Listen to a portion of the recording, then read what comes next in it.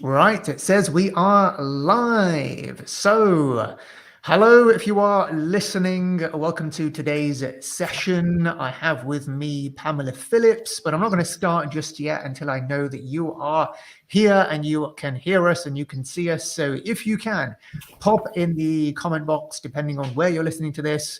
Pop in the box, say hello, tell me where you are based, tell me which platform you are watching this on. Are you on LinkedIn? Are you on Facebook? Are you on YouTube? I would love to know. Give us some love, say hello in the chat box, and we'll get cracking in a couple of, in a minute or so, once I can see that you are here and that someone is out there listening. So it's in your interest, if you want us to get started, to say hello in the chat box right now so we can get this going. And I'm making sure I can see the comments rather. And if you can see and hear us okay, then do let us know. Say hello, don't be shy, and we'll get cracking very shortly. Very fortunate to have Pamela on with me today, but I'm not going to get Pamela to speak until I know that someone is here. Thank you, Roz, for kicking things off with us. Roz in High Wycombe, hello to you. Good to see you here. Roz, hello there. Bilal, you're from LinkedIn, I can see. Where are you based, Bilal? Let us know. If you've just joined, then say hello. Say something in the chat box. Tell me where you're based. And tell me which platform you are watching on, and we will get cracking. If you're on Facebook, if you're watching on the Facebook group, then for me to be able to see your name and not call you a Facebook user, then you just need to click on the link above the video here, which gives your name to StreamYard so I can see who you are, and doesn't just come through as Facebook user. So if you could do that, that would be great. And I can call you out by name and give you a shout out. Okay, so hello there, Jill. Good to see you in sunny Wigan. Glad to hear it's still sunny out there. Fantastic. All right, well, let's get started then, because I can see that some of you are here and have been kind enough to say hello. Hello there, Shida. Good to see you as well. Right, okay, so I have with me today Pamela Phillips, who is an award-winning accountant, because that is the subject of today's session of what it's like to run and become an award winner. So hopefully on today's session, we will find out, and we will ask Pamela on what it's like to win an award, how she went about winning it, and what kind of nuggets and wisdom that she can share with us to help us to be award winners, if that is, of course, of relevance and of value to you. So just to kick things off, I'm going to ask Pamela to give a brief introduction about herself and her firm. So over to you, Pamela. Kick us off. Hi. I'm Pam Phillips, and I run a practice based in Epsom called Jong Phillips. On my personal background is I worked in large finance teams in large businesses for about 10 years, and that's where I learned about how a really robust finance function can transform a business's course. And I wanted to bring that big business finance support to small businesses, and that's when I set up Jong Phillips. We focus on working with agencies, and since the start, we've leveraged tech to enable us to do this. Fantastic. And I know you say you're based in Epsom, but you're not actually in Epsom at the moment. You're in Germany, is that right? Yeah, that's right. So the firm is based in Epsom. I live in Germany. So I moved to Germany a year ago, this time last year. And I'm going to be here for another year and run the firm remotely. Fantastic. So that's a lot more interesting to talk about, Pamela. So talk us through that. I mean, how did that happen? Why Germany, or what kind of what kind of gave you the confidence that you were able to leave the firm and leave your people, and let's know how many people you have employed and where are they based, to then hop across the continent and place yourself in Germany. Yeah, well, I think it's, I know quite a few people have done this, and I think COVID and lockdown was what triggered my move. I'd had, through my husband's work, had lots of opportunities to work abroad before, and we'd always said no because we wanted to be close to friends and family, and for work reasons, we thought it was important to stay local. And strangely, I thought that despite running a practice that was fully digital, and I knew we could work remotely, and I did work, that we had people that worked remotely, but I felt that I needed to be present in the office for the team and for clients. But then having sort of enforced lockdown, I realised I absolutely could work from anywhere. I didn't need to be in the office. Germany's not so far away that I can't pop back, so I do come back every month or two. And the other reason was, after being locked down for a year, I was just really keen to be somewhere different and have a bit of an adventure. So when my husband was offered a job in Frankfurt, we thought, why not? We'll do it. So we've moved the whole family over here, and we'll try to learn German and figure out how things work. A year in, and we're getting there. Another year, hopefully, we'll be able to understand what people are saying to us when they talk to us. Yeah, brilliant, amazing. That's fantastic. And yeah, it is. That is when I talk to accountants. It's one of the blessings of COVID that has helped us to realize that as knowledge workers, we don't need to be in a fixed place of work for work to happen. Work can happen from anywhere. As we kind of move to an environment where only results matter. So you can work when, where, and how you want, as long as the work gets done. And with technology that we have at our fingertips these days, that's quite easy to do so. So I'm really glad that you've kind of embraced that as well and have made the move over. How have what did you have to make sure that you had functioning in the team in terms of the culture and the kind of attention on results to be confident that moving across to Germany, things, wouldn't just go to pot and would still keep functioning the way you are? What advice do you have in terms of those foundations that you had to have in place in order for you to be successful working from anywhere? That's a good question. There's probably quite a lot of elements that go into the answer.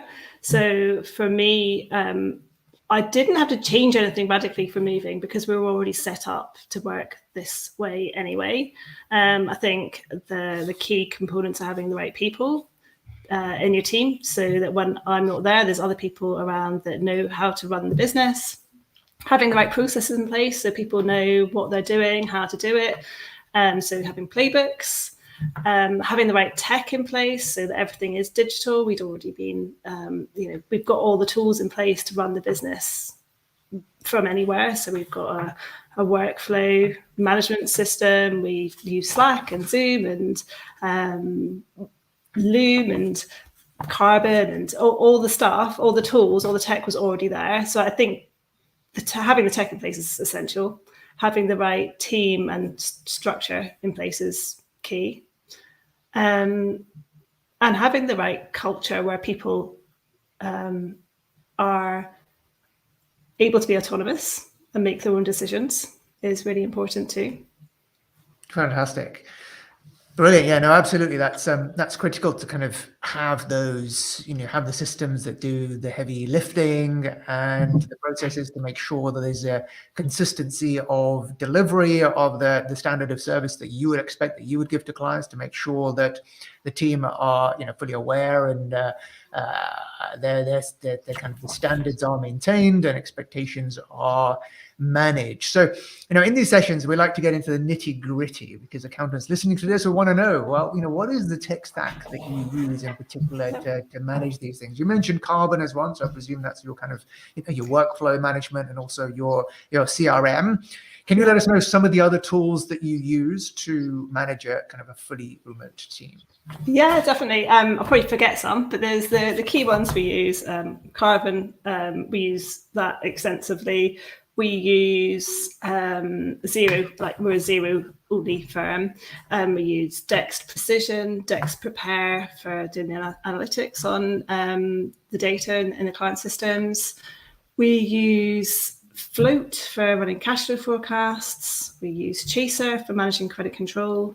We work with Capitalize for arranging funding and for debt collection activities. We use Teleroo to make payments on behalf of clients. Internally, what else do we use? We use Citrix ShareFile for storing and sharing data. And G Drive is really like we use Gmail and G Drive and G Sheets.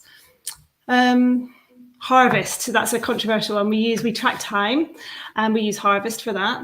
And we track time not to keep an eye on everyone, but to really understand our profitability and where we can do better. So, for example, if we understand where the bulk of our time is going, we can zoom in on that, and we know that that's somewhere to look. Do we need to improve the process there, implement some tech, give some training, charge the client more? So we use Harvest that helps us understand that.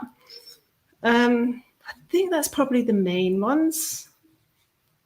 Okay, fantastic. No, thanks for sharing that long list of tech stack. But I mean, that's kind of pretty standard in our world these days. We've got so many bits of tech that we need to function effectively and to be able to have our team working from anywhere and be able to maintain those standards and have those systems that are doing the heavy lifting, so that we're not constantly overwhelmed. We're keeping everything in our head or relying on archaic spreadsheets to manage workflow and things like that, when we've got software that can do it so much better.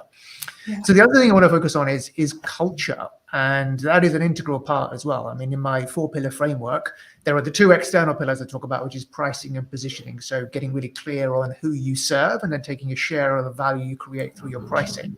And you quite rightly said, in terms of music to my ears, that you've niched down and you work with creative businesses. So that's great. And then the internal pillars are all about having those processes in the systems. So that's the process pillar. And then having good people. So people is the other pillar that starts with the P, to and have the right culture to be able to attract the best talent, retain your high performers, and maximize everyone's potential.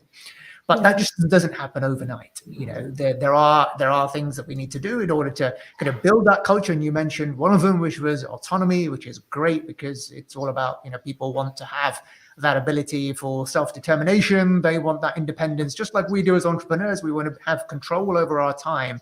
And the more control we give to our team, the more they will reciprocate in terms of doing their best, and but they're able to kind of work in their genius in order to be able to be the most productive and the most valuable to us in terms of what we want to achieve. Is there anything else that you feel you have done or consciously kind of put in place to develop that culture that has allowed you to give that complete trust to your team and get them performing to the standards that you would expect, that enable you to live, work, and manage them from anywhere in the world? I think there probably are some things. I'm trying to think what we've done. So I suppose it starts with recruitment. We work hard to recruit the right people that fit into an environment where autonomy is encouraged, and people that are motivated to improve things, and motivated by what we as a finance team can do for our clients, and rewarded by that. So we focus really hard on recruiting people that do the things that we want them to do, and I think that helps the culture. That helps the culture to start with. We have quite small teams within the team, so there's a lot of support and collaboration across the team. And I think actually, if you can get that right, then people joining, they will fit into that structure. If they join a team where everyone is keen to support them, or jump on a Zoom anytime to train them or help them through a problem or pick up work if they're struggling, if that's what they're welcomed into, then they will sort of give that forward to the next person that's joining, and it creates a sort of self-sustaining culture. So we encourage that, and we acknowledge that. We've got our values that we talk about and we reference, and we praise when people work or live into the values. I think, stepping back from that, I think it's really important, and something we've done loads of work on in the last couple of years, is giving clarity over people's career path, and where they will get, where they are headed, and how they can get there, and how we can support them, and how they can support themselves to getting there. So we've got a really clear, we've gone through an exercise of creating, because we didn't have this a few years ago, but we've gone through a process of getting really clear on what role profiles, what exactly should be done by role, and then we have annual and quarterly team one-on-ones with a manager and a team member, and we call them my future self review, because basically it's up to the person themselves. Where do they want to get to? Where do they want to be in the next 12 months? And if it's a promotion, then it's really clear what they need to do, because the role profile has laid it all out, what they need to do to get there. And then they can, the manager and the person can work together to come up with a plan for getting there, and then that's supported through the year. So I think that is really important to keep that culture going. People need to feel like that they have got a career path and that they've got some control over where that's taking them. Fantastic. Yeah. I know that's great. And how many do you have in your team? And just talk us through your kind of your structure, how it operates, and what role you play, and how much input you have still in the business. Yeah, so there's 10. So we're quite a small team. There's 10 of us, and we've got 2 client managers, each with. Well, the idea is that they'll have 2 small pods each, but at the moment, the pod's kind of a shared resource, I guess. Basically, because we put our team are assigned to clients, so they're given a client portfolio to suit like the client, what the client's needs are. Then we build the team around it, so the clients get a dedicated team. So at the moment, we've got a bit of a pool of resource, I guess. The 2 client managers running all the client work. So in theory, I shouldn't have to do too much client-facing work. At the moment, I have stepped in because we've had a few things going on, and it's meant I've needed to. But on the whole, I should be doing or will be doing client work that's particularly high value or unusual, I guess.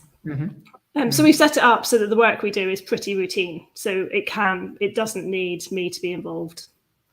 And that's how I want it to be. And that's actually going back to your question about how one of the things that needs to be in place before I can move to Germany, the clients needed to have a relationship with someone that was local, and that needed to not be me.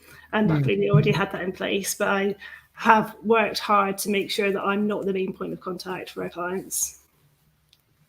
Fantastic. Yeah, that is the key, really, to kind of allow the team to develop those relationships so that it's our team that then have the main relationship with the client, and they can cultivate those and they can nurture those over time. So it's less reliant on you to be involved at every stage. And actually that serves 2 purposes. It serves the purpose of enabling you to step away and doing what you should be doing as a business owner and looking at ahead and strategy and all that kind of thing and supporting the team. But also it ties in the team member and actually gives them that ownership, that feeling of responsibility, that they're accountable not to just you as a business owner, but they're accountable to their client, because it's their client. And I have this kind of ladder of accountability. When people come in, team members, they're shown this ladder of accountability, and at the top of that ladder is clients. First and foremost, they are accountable to the client. So whatever the client needs, the client deadlines, client response times, client service, it's all down to you as a team member to manage that. Secondly, in the ladder, rung of the ladder is your team members. You are firstly accountable to clients, then accountable to your team members, because that's how we make sure that we can operate in an environment where people can have unlimited holiday and they can work when, where, and how they want, because everyone is supporting of each other and covering each other when they need to. And lastly, they're accountable to me. So I come last on the ladder. Firstly, clients, then team members, then me as the business owner. So that's fantastic to hear that you operate in a similar fashion. Okay, so moving on to kind of the subject of today, which is becoming an award winner. So let's talk a little bit about that, because you obviously won the Xero award. Was it this year? Yeah, I won the Xero Small Firm of the Year award this year, and then the year before we won Accounting Excellence Small Firm of the Year. Fantastic. Okay, so talk us through that. What do you think led you to win the award? Clearly, everyone kind of submits their application. What do you think it was about your application that the judges saw fit to award you out of all the thousands, I'm sure, that entered to be Xero's Firm of the Year? So I don't know, I can't speak to what they saw in our application, but I guess I can tell you why I think our application went down well. Firstly, we took time and we really invested in the process. I think some of the, it is a process of selling yourself. So we took the time to do that carefully. We were authentic. I think that's really important. I think you really do have to believe and live what you're writing. I think it comes, having been a judge. So last year I judged the Accounting Excellence Awards for this year. I judged the Accounting Excellence Awards for small. No, this last year I judged it actually. So I've seen the applications as well. I've seen it from the other side. you can see when an application is not authentic, or when it's not consistent throughout the answers. So I think being authentic, really being quite strong and honest about what you believe in your application, and talk about what sets you apart. Every firm is different, and every firm will have something that they can shout about. So articulating what that is really important. So a bit of detail on that then, Pamela. What did you put in there that you felt sets you apart from the others? I think for us, we are the full finance function for our clients. And I know there's an increasing number of firms doing that now, but we've been doing this for a long time. This is how we started out and why we started out. So we've really been living and breathing it for a long time. So we've learned from that journey, we've learned what that means, and the service we offer has evolved, and it's something now that I'm really proud of, that I think really does resemble a finance function that you would get inside a big business. So I can talk at length about how we do that, and I guess that gives credibility that we actually, it is what we do. We back it up with testimonials. So I think, again, when you're doing an application for an awards, prove and give evidence around what you're saying. So we put in testimonials, and we put in numbers and statistics and facts that can be checked. We don't write anything that's not true, or that, again, going back to when I was judging awards, I could see people would answer questions about how you promote yourself, about how they do lots of social media and blogging, and you can see straight away that you can quite easily check these things. So yeah, being honest. What else? I think our use of tech, we're quite advanced on that. We've been using tech again since the start. We were pretty much ready and waiting for the tech to be there to support the vision we had. We wanted to deliver a finance function, and a long time ago that tech didn't exist, and it wasn't possible to do what we can do now. So we've kind of been ready and waiting. So when the tech comes out, we can jump on it and implement it and roll it out, rather than seeing it and thinking, what can we do with this? How can we sell it? Because we already know how we're going to use it and why our clients need it. Mm-hmm. But I think, like I said, every firm's got something that they do differently and do well. And I think it's really believing that and talking about that and leaning into that is really important in awards, in an awards process. Yeah, fantastic. Now, some good, very good tips there, particularly the ones about having mentioning the testimonials, even though they're not specifically asked for, putting them not going to hurt your application, and also putting in those facts and figures to support growth, if that's one of the questions in there. And actually, yeah, you've got to invest in the process if you want to be taken seriously. There are people who will, the applications that go through that are successful have actually invested time in the process to complete it to the best of their ability to stand the greatest chance of success in those awards. So tell me, what do you think the benefit has been to you? If there's any, can you mention any tangible benefits of actually the I guess not just the process, but actually winning the award? What doors has it opened? What increase in potential kind of credibility or new business, if any, it has had on you winning the award? If you could talk us through that. Yeah, there's definitely been an impact. I would struggle to measure it, and if there's a way, I would love to know how you'd measure it. But I've definitely, I guess there's some of the things I can point to are I get invited to more podcasts and webinars and guest write on blogs for other people's websites, and all of these things are great, great marketing and great for raising my profile. So there's that one obvious benefit. We've actually had a client that came to us specifically because we won an award, and they even said, I don't really know how much this award is worth, but the fact is that you've beaten all the other people that entered, so you must be quite good. So I guess some people do choose you on that basis, and it does add credibility if you could say you're an award winner because someone has scrutinized what you do and judged you or in some way as warranting an award. And I think also just within the industry, I get to be involved in more conversations. So not just publicly, but behind the scenes, I get invited to join in with conversations with the tech companies or with other accountants around where the industry's moving and where tech's going. And I love being part of those conversations. I love hearing what other people are doing and learning from others. And I'm really happy to share what I'm doing. So I personally get a lot out of that. And that's definitely, winning awards has helped open those doors for me. Absolutely.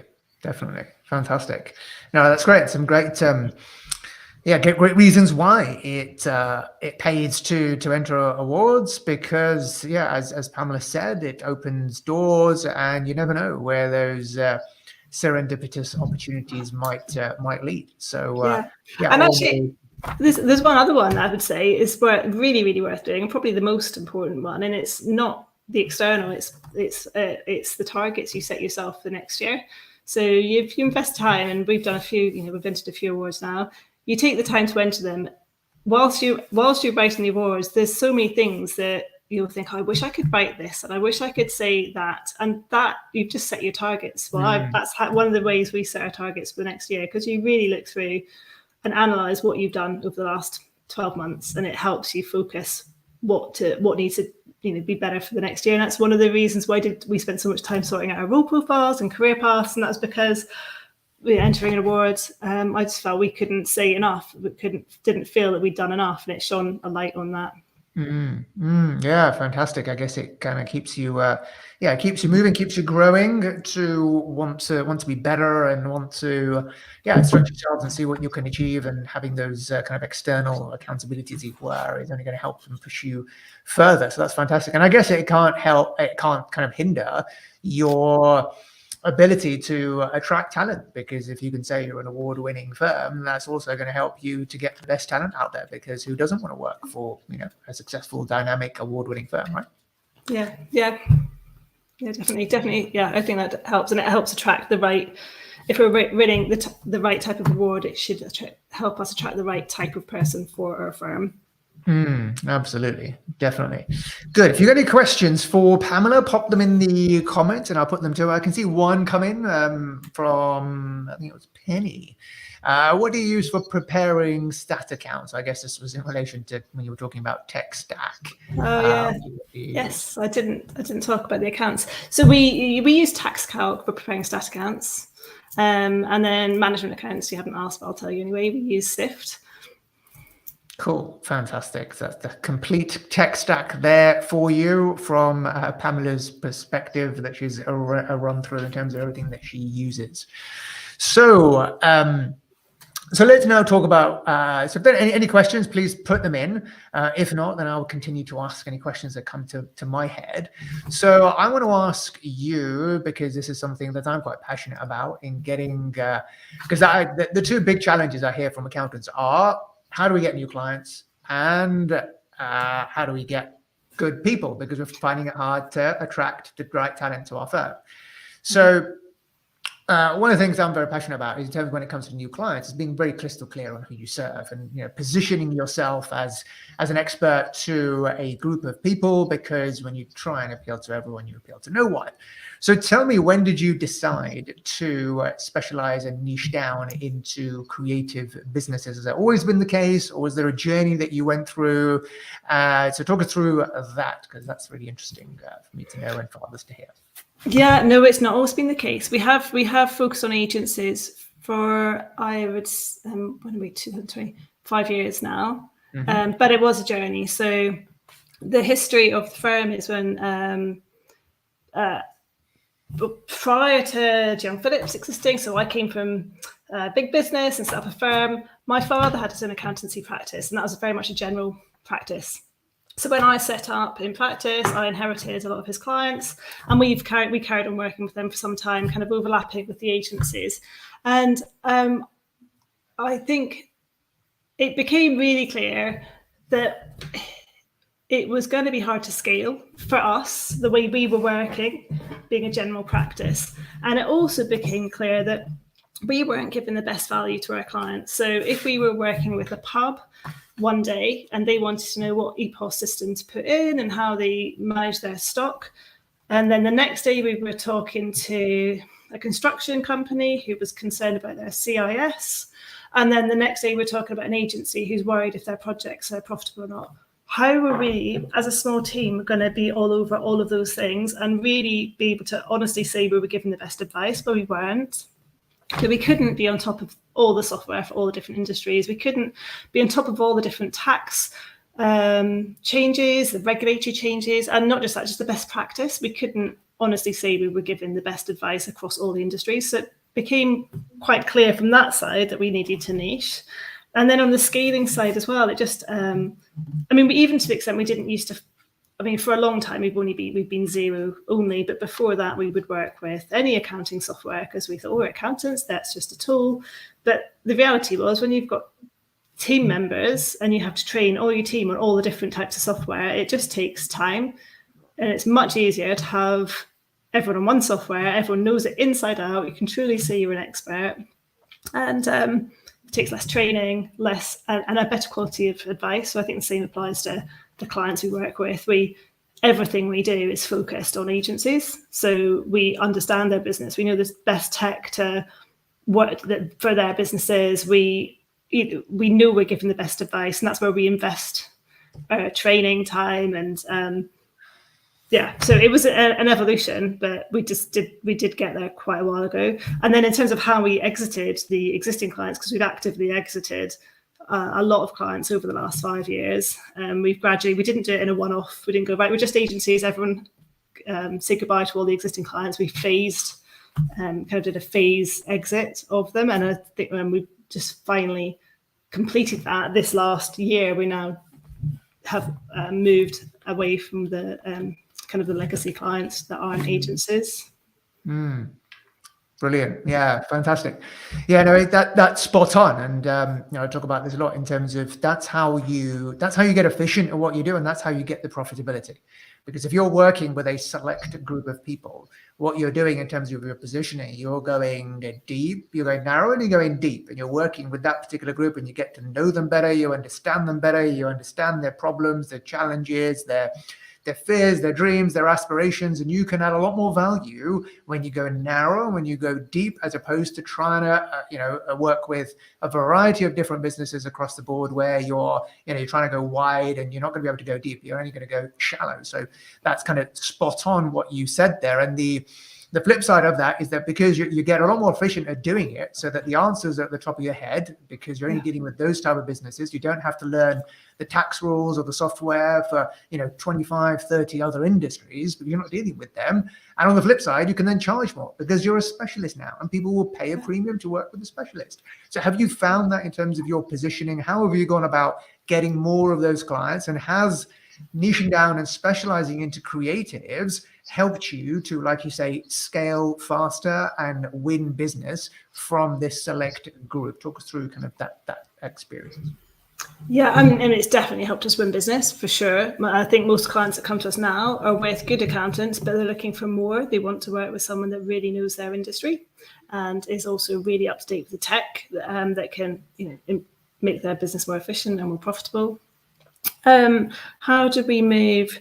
I suppose there was a learning curve when we decided that we're going to go. We didn't just decide to pluck agencies out of the air and said we're just going to work with agencies. We already had a portfolio of agencies on our books, and we realised there were people that we liked working with. We enjoyed sort of helping them grow their business. So we, I guess, learned a lot from our original portfolio of clients. And then we were able to position ourselves as we are experts. And from that point onwards, we were quite selective about who we took on as clients. So we only take on, we've got criteria that if, during the sort of discovery process, if a client doesn't meet that, we won't take them on. We will only work with agencies that are looking for a full finance function. So naturally, that means that there's a sort of minimum of work that we have to do. We don't do any just year-end clients. And our prices they reflect the value that we deliver. And I guess the point of context for our clients is, well, how much would it cost you to staff up a finance team in your business? Then that's your comparative price for using us. So yeah, we like your point about we can charge more. Yeah, we do charge more. And I'm really comfortable with that because we also invest a lot in the training and the team, and we have deliberately low client numbers because we want to, I think we have to, the nature of what we do, we are not going to have thousands of clients in the structure we've got right now. So yeah, does that answer the question, or have I gone off? Yeah, absolutely. On a tangent? Definitely. And that's just it. You know, when you because a lot of accountants, they worry about niching down and specializing because they feel they're going to close the doors to other business. But actually what ends up happening is that you are more attractive to the niche and the specialism that you have defined, because those kind of clients will seek you out. They will seek you out. You'll be able to deliver much more value to them because you have decided to specialize and niche down, understand them better. You'll be able to keep those clients for longer because when someone is working with a specialist, they're not going to be drawn away by a generalist. Whereas the opposite is not true. If someone's working with a generalist and a specialist comes along, they're going to be prized away and want to work with a specialist because they'll just feel that they'll understand them better. So it just makes it a lot easier to win business, and it's up to you in terms of whether you close the door to other business or not. But in this day and age where it's a very noisy world out there, we have to do whatever we can to differentiate ourselves. And by niching down and specializing is that way to differentiate yourself from the competition so you don't get drowned in that sea of sameness like everybody else. So fantastic that you have done that. Okay, I think I need to stop talking. There's lots of questions coming through, so let's answer some of those. How many clients do you have, and would you consider a minimum fee? You can probably answer that pretty quickly. Yeah, we've got 50 clients, and we do have a minimum fee. It was £500 a month, and now it's £750 a month. Brilliant. And average fees are around about? 12. I think they're about 12,000 now. Average fee about £12,000, I think. Fantastic. Good stuff. A question from a newbie. What advice do you have as someone starting their own practice in terms of overall strategy and key softwares for the heavy lifting? Okay. So niche, like Reza just said, pick a niche and focus on that and put everything into really understanding that niche. And in terms, and that can help you choose where you're going to do your networking and be present, be visible. And I would be strict on the software. You choose the software for your practice, and you stick to that. Don't be swayed by clients to using software that they want you to use. You're the expert. You know what the best software is for their business. So we use Xero. I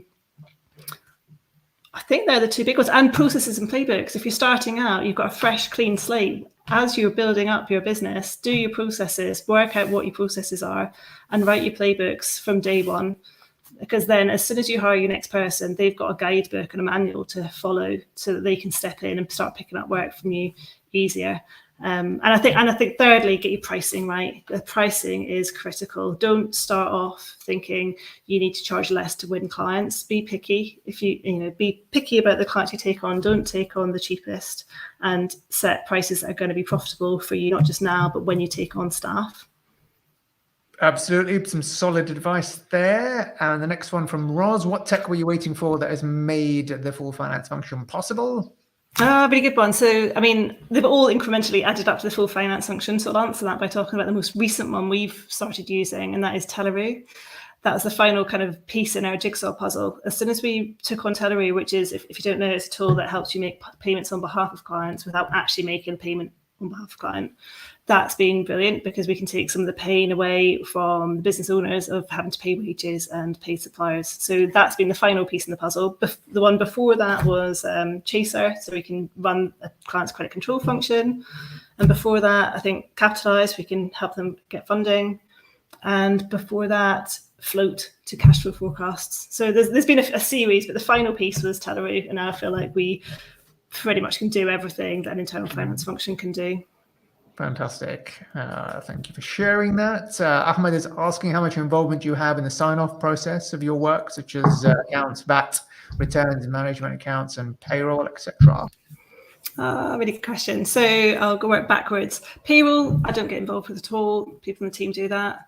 In fact, we've actually outsourced that. We work with the payroll specialist. Again, they're specialists. Payroll, they're like, you have to work really hard to keep up to date with that. And when it goes wrong, it's painful to fix. So we learn quite well. Actually, I would like to say quickly, we learned eventually put that with someone who that's all they do. Management accounts, I don't review those. They're the responsibility of the manager that's preparing them and having the conversations with the clients. VAT returns, I don't review those. They're covered by the manager and the account senior. Accounts, I do a final review of the accounts. I'm debating currently whether I need to be doing that. I would like not to, and I think that's my aim, is to step away from that. So I do a final review of the accounts. I don't prepare the accounts. Yeah, that's all of them. Fantastic. I think you answered that, how many clients you have. I think lastly from Maria, best marketing strategies for a newly established practice. I think content marketing works. I think start early writing blogs and getting on social media and sharing. I think social media is really powerful for a newly established practice. There's no barrier to entry. You can do it yourself, so it can be free. And focus where you're talking. So find groups. If you figured out who you want your clients to be, so get yourself in front of them, whether it's social media or face-to-face.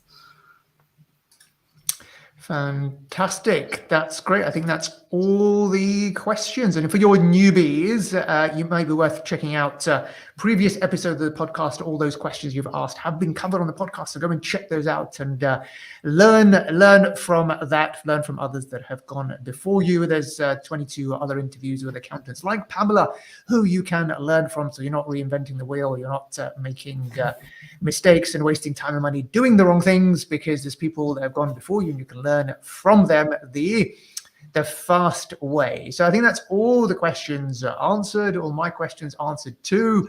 So thank you for coming. Thank you very much, Pamela, for spending the time today and taking us through and telling us about your journey, how you manage your firm remotely, how you have become an award winner, how that's helped you, and how you deliver the full finance function to clients, as well as specializing in the creative sector that you have. So thank you very much. For those of you listening, if you've enjoyed today's session, give it a like wherever you are watching. Catch up on prior episodes, and I will see you on the next session. Otherwise, take care. Bye for now. Thanks once again, Pamela. Thank you. Bye.